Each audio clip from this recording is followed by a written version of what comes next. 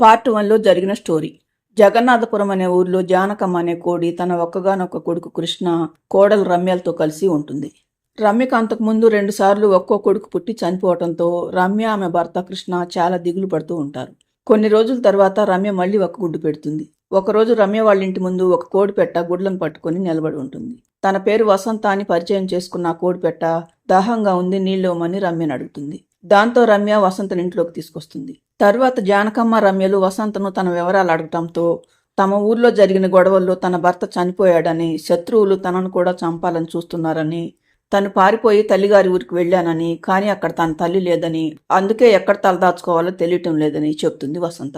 దాంతో వసంత తల్లి తిరిగి వచ్చే వరకు తమ ఇంట్లోనే ఉండమని రమ్య వసంతతో చెప్తుంది.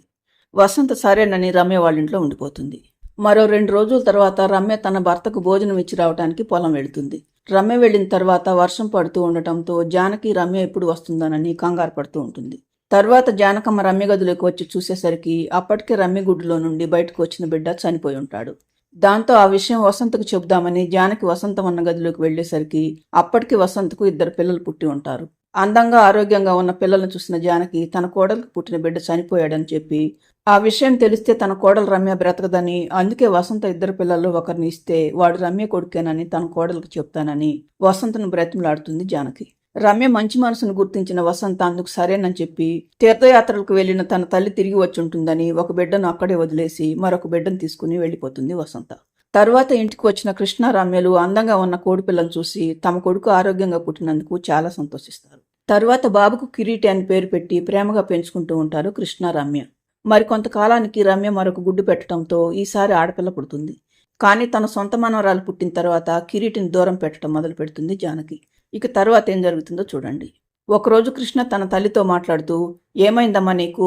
మొన్నటి వరకు కిరీటిని అంత ప్రేమగా చూసుకునేదానివి, ఇప్పుడు మనవరాలు పుట్టగానే ఉన్న ప్రేమంతా దాని మీద చూపిస్తున్నావు. వాడు మాత్రం నీ మనవడు కాదా ఏంటి అంటాడు కృష్ణ. కాదని ఎవరన్నారా? ఇది మన వంశంలో 3 తరాల తర్వాత పుట్టిన ఆడపిల్ల, అందుకే దీన్ని అపురూపంగా చూసుకుంటున్నాను. అయినా వాడిని చూసుకోవటానికి నువ్వు, రమ్య ఉన్నారు కదా, ఇప్పుడు వాడికేం తక్కువైంది అంటుంది జానకి. మేము వాడిని ఎంత బాగా చూసుకున్నా నువ్విన్ని రోజులు ఒకలా ఉండి ఇప్పుడు ఉన్న ప్రేమనంతా మనవరాల మీద చూపిస్తుంటే కిరీటి బాధపడతాడమ్మా. ఏదేమైనా ఇక నుండైనా ఇద్దరిని ఒకేలాగా చూడటం నేర్చుకో అని వెళ్ళిపోతాడు కృష్ణ. దాంతో జానకి మనసులో, నువ్వెన్ని మాటలు చెప్పినా వాడు నా మనవరాలు నాకు ఒకటే ఎలా అవుతారా? ఇది నా రక్తం, వాడేమో పరాయివాడు అనుకుంటుంది జానకి. అలా కొన్నేళ్లు గడిచిపోతాయి. కిరీటి, రమ్య కూతురు రేణు ఇద్దరు పెద్దవాళ్ళు అవుతారు. కృష్ణ, రమ్యలు ఎంత చెప్పినా గానీ జానకి రేణు, కిరీటిలను వేరుగానే చూస్తూ ఉంటుంది. తను చిన్నప్పుడు ఎంతో ప్రేమగా చూసుకునే నానమ్మ తర్వాత ఎందుకు అలా మారిపోయిందో అర్థం కాక కిరీటి ఎప్పుడూ దిగులు పడుతూ ఉంటాడు.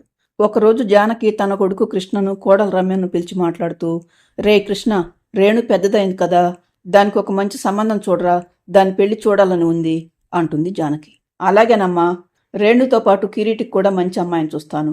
2 పెళ్లిళ్ళు ఒకేసారి చేద్దాం. అంతేకాదమ్మా, వాళ్ళ పెళ్లికి ముందు మనం చేయాల్సిన పని మరొకటి ఉంది అంటాడు కృష్ణ. మరొక పనా? ఏంట్రా అది అంటుంది జానకి. ఇప్పుడు నేను అర్జెంటుగా బయటకు వెళ్ళాలమ్మా, సాయంత్రం వచ్చిన తర్వాత మాట్లాడదాంలే అని వెళ్ళిపోతాడు కృష్ణ. ఏంటో వీడి హడావుడి. అయినా నా మనవరాలు పెళ్లి చూడాలని ఉందంటే ఆ కిరీటి గాడికి కూడా ఇప్పుడే పెళ్లి చేద్దామంటాడేంటి వీడు? ఇప్పుడు వాడి పెళ్లికేం తొందర వచ్చింది అనుకుంటుంది జానకి.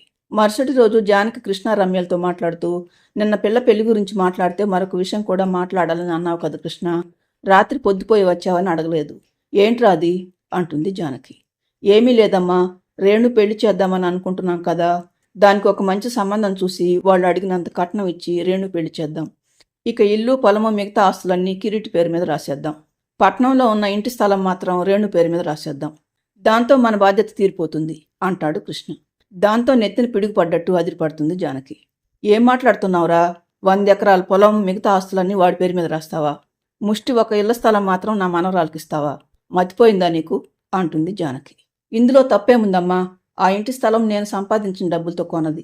అలాగే నా కష్టార్జితంతో నా కూతురికి కట్నం ఇచ్చి పెళ్లి చేస్తానని అంటున్నాను. ఇక ఈ ఇల్లు, పొలము, మిగతా ఆస్తులు మా తాత ముత్తాతల వారసత్వంగా వస్తున్నవి. అందుకే వాటిని ఈ ఇంటికి వారసుడైన కిరీటికి ఇద్దామని అంటున్నాను. ఇందులో తప్పేముంది? ఇక నువ్వు ఏమీ మాట్లాడకమ్మా, రేపే లాయర్ గారి దగ్గరికి వెళ్ళి నేను చెప్పినట్లుగానే వీలునామా రాయమంటాను అని కృష్ణ రమ్యతో మాట్లాడుతూ, నువ్వేమంటావు రమ్య అంటాడు కృష్ణ. ఇందులో నేను అనటానికి ఏముందండి, మీరు చెప్పింది చాలా న్యాయంగా ఉంది అంటుంది రమ్య.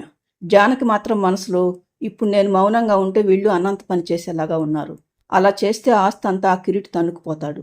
నా మనవరాలికి ఏమీ దక్కదు అనుకున్న జానకి, నువ్వు చెప్పిన దానికి నా ప్రాణం పోయినా ఒప్పుకోను కృష్ణ.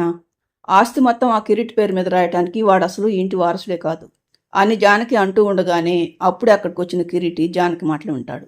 దాంతో కిరీటి నిర్ఘాంతపోయి దూరంగా నిలబడి జానకి వాళ్ళ మాటలు వింటూ ఉంటాడు. మరోవైపు కృష్ణ, రమ్య జానకి చెప్పింది విని తమ చెవులను తామే నమ్మలేకపోతారు. ఏంటమ్మా నీ పిచ్చి మాటలు? కిరీటి ఇంటి వారసుడు కాకపోవటం ఏంటి అంటాడు కృష్ణ.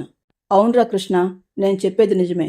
ఆ రోజు రమ్య పొలం దగ్గరికి వెళ్ళిన తర్వాత అసలేం జరిగిందో చెప్తాను వినండి అని రమ్య కొడుకు పుట్టగానే చనిపోవటం, వసంత కొడుకును రమ్య గదిలోకి మార్చటం, అన్ని విషయాలు చెప్తుంది జానకి. దాంతో కృష్ణ, రమ్యలకు నోట మాట రాదు. రమ్య తేరుకుని, అంటే నాకు పుట్టిన బిడ్డ ఆ రోజు చనిపోయాడా? ఇన్ని రోజులు నా కొడుకు అనుకుంటున్న కిరీటి నా కొడుకు కాదా? ఇంతకాలం మా దగ్గర ఇంత పెద్ద రహస్యాన్ని ఎలా దాచిపెట్టావత్తయ్యా? అప్పుడంటే మేము ఏమైపోతామోనని చెప్పలేదు. మరి రేణు పుట్టిన తర్వాతైనా నిజం చెప్పొచ్చు కదా అంటుంది రమ్య. అవునమ్మా, నువ్వు మా భార్యాభర్తలిద్దరినీ మోసం చేశావు అంటాడు కృష్ణ. దూరం నుండి వాళ్ళ మాటలు వింటున్న కిరీటికి అది కలో నిజమో అర్థం కాక అయోమయంలో పడిపోతాడు. తరువాత జానకి వసంత గురించి ఏదేదో మాట్లాడుతూ ఉంటుంది. అంతా విన్న కిరీటి అక్కడి నుండి గుండె బరువుతో వెళ్ళిపోతాడు. అలా 2 రోజులు గడిచిపోతాయి. కృష్ణ, రమ్యలతో పాటు కిరీటి కూడా జానకమ్మ చెప్పిన నిజాన్ని జీర్ణించుకోలేకపోతుంటారు. పైకి మాత్రం ఏమీ తెలియనట్లే ప్రవర్తిస్తూ ఉంటారు. 2 రోజులు బాగా ఆలోచించిన కిరీటి ఒక నిర్ణయానికి వచ్చి తన తల్లిని వెతుక్కుంటూ వసంత దగ్గరికి వస్తాడు. కిరీటి వచ్చేసరికి వసంత దిగులుగా ఇంటి ముందు నిలబడి ఉంటుంది. కిరీటిని చూడగానే వసంత ఏదో గుర్తుకు వచ్చినట్టు సంతోషంగా, నువ్వు జగన్నాథపురం నుండి వస్తున్నావు బాబు అంటుంది వసంత. అవునమ్మా, నువ్వు నన్ను వదిలేసి వచ్చినా గానీ నేనే నిన్ను వెతుక్కుంటూ వచ్చాను అంటాడు కిరీటి. దాంతో తన భర్త పోలికలతో ఉన్న కొడుకును చూసి ఆనందంతో వసంతకు నోటమాట రాదు. నేను మీ అమ్మనని ఎవరు చెప్పారు బాబు అంటుంది వసంత. తెలుసుకున్నానమ్మా. అవును, నువ్వు ఒక్కదానివే ఇలా దిగులుగా ఉన్నావేంటి? నాకొక తోబుట్టు ఉన్నాడట కదా, వాడేడి అంటాడు కిరీటి. మరోవైపు సాయంత్రమైనా కొడుకు ఇంటికి రాకపోవడంతో రమ్య కంగారు పడుతూ ఉంటుంది. ఇంతలో కృష్ణ ఇంటికి వస్తాడు. భర్త రావటంతోనే రమ్య మాట్లాడుతూ, కిరీటి ఉదయం అనగా బయటకు వెళ్ళాడండి, ఇంతవరకు ఇంటికి రాలేదు. ఎందుకో 2 రోజుల నుండి వాడు అదో మాదిరిగా ఉంటున్నాడండి. నాకెందుకో భయంగా ఉందండి అంటుంది రమ్య. భయమెందుకు రమ్య? కిరీటి స్నేహితుడు రాజు ఉన్నాడు కదా, వాడి దగ్గరికి వెళ్ళాడేమో చూసి వస్తానుండు అని వెళ్ళిపోతాడు కృష్ణ.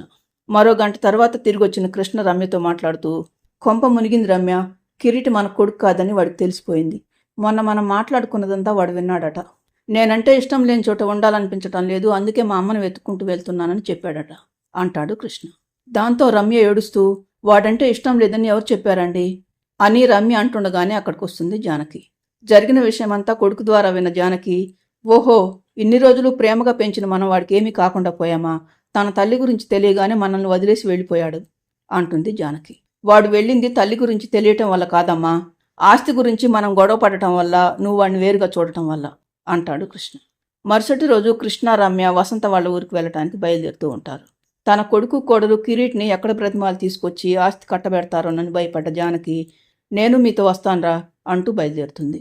కృష్ణ వాళ్ళు వెళ్లేసరికి వసంత, కిరీటి మాట్లాడుకుంటూ ఉంటారు. రాగానే రమ్య కిరీటితో మాట్లాడుతూ, ఈ అమ్మ అంత కానిదైపోయిందా నీకు? కనీసం ఇంట్లో చెప్పనైనా చెప్పకుండా వచ్చావు అంటుంది రమ్య. నాకు మీరంటే ఎప్పుడు ఇష్టమేనమ్మా, కానీ నేను మీ కొడుకును కాదని తెలిసిన తర్వాత మీరే నన్ను కొడుకుగా ఒప్పుకుంటారో లేదోనని అనిపించింది. నా గురించే కదా ఆస్తి కోసం మీరు గొడవ పడుతూ ఉన్నారు. నాకు ఏ ఆస్తి అవసరం లేదమ్మా అంటాడు కిరీటి. దాంతో కృష్ణ మాట్లాడుతూ, సరే, జరిగిపోయిందేదో జరిగిపోయింది, ఇక మన ఇంటికి వెళ్దాం పద అంటాడు కృష్ణ. ఇంతలో రమ్య వసంతతో మాట్లాడుతూ, నీది చాలా గొప్ప మనసు వసంత. 2 రోజులు మా ఇంట్లో ఆశ్రయం ఇచ్చినందుకు నీ బిడ్డనే మాకు దానం చేశావు. ఇంతకు నీ మరొక కొడుకు ఎక్కడా అంటుంది రమ్య. నా కొడుకు నేను మా ఇంటికి వచ్చిన 2వ రోజే చనిపోయాడమ్మా. ఆ రోజు మీరు ఇంటికి వస్తే నిజం బయటపడుతుందని వర్షం తగ్గగానే బయలుదేరాను. కానీ కొంత దూరం వచ్చేసరికి మళ్ళీ వర్షం పడటం మొదలైంది. అలా చాలాసేపు వర్షంలో తడవటంతో అప్పుడే పుట్టిన నా బిడ్డ తట్టుకోలేకపోయాడు. ఇంటికి వచ్చిన 2 రోజులకు చనిపోయాడు. మా అమ్మ కూడా ఈ మధ్యన చనిపోయింది. భర్తను, పిల్లలను దూరం చేసుకుని నేనొక్కదాన్నే ఇలా ఒంటరిగా బ్రతుకుతూ ఉన్నాను అంటుంది వసంత. వసంత చెప్పిందంత విన్న జానకమ్మకు తన ప్రవర్తనకు సిగ్గుగా అనిపిస్తుంది. నా స్వార్థం కోసం నేనెంత పాపం చేశాను. పాపం వసంత 2 పిల్లల్లో ఒకరిని మా కోసం త్యాగం చేసింది. తన దగ్గరున్న ఒక్క బిడ్డను పోగొట్టుకుంది. అయినా తిరిగొచ్చి తన బిడ్డను తనకివ్వమని అడగలేదు. నేను మాత్రం సంకుచిత మనసుతో ఆమె కొడుకును బాధ పెడుతూనే ఉన్నాను. నేను చేసింది మామూలు పాపం కాదు అనుకున్న జానకి, నువ్వు చేసిన త్యాగాన్ని నేను అర్థం చేసుకోలేకపోయానమ్మా. నా స్వార్థం కోసం కిరీటిని బాధ పెట్టాను. ఆస్తి పంచివ్వాల్సి వస్తుందని మా వాళ్ళతో గొడవ పెట్టుకున్నాను. చిన్నదానివైనా నన్ను క్షమించమ్మా. ఇక నుండి కిరీటిని నా మనవరాల కంటే ప్రేమగా చూసుకుంటాను. అంతేకాదమ్మా, నువ్వు కూడా మాతో పాటు రా. ఇక నుండి నీ కొడుకు 2 తల్లులుంటారు. అందరం కలిసి ఒకే చోటుందాం అంటుంది జానకి. కృష్ణ రమ్యలు కూడా బ్రతిమలాడటంతో వసంత తన కొడుకుతో రావడానికి ఒప్పుకుంటుంది. అంటే ఇక మా అమ్మ ఆస్తి విషయంలో ఏ గొడవ పడదన్నమాట అని కృష్ణ అనటంతో, అవునరా, నా మనవడికి మనవరాలకి ఆస్తి సమానంగా రాస్తాను. ఇక ఎప్పటికీ నా మనవడితో కలిసి ఉంటాను అంటుంది జానకి. తర్వాత అందరూ కృష్ణ వాళ్ళ ఇంటికి వచ్చి అప్పటి నుండి అందరూ కలిసి సంతోషంగా ఉంటారు. ఫ్రెండ్స్, ఈ స్టోరీ ఎలా ఉందో కామెంట్ చేయండి. స్టోరీ నచ్చితే లైక్ చేసి హైప్ ఇవ్వండి. ఛానల్ను సబ్స్క్రైబ్ చేసుకోండి.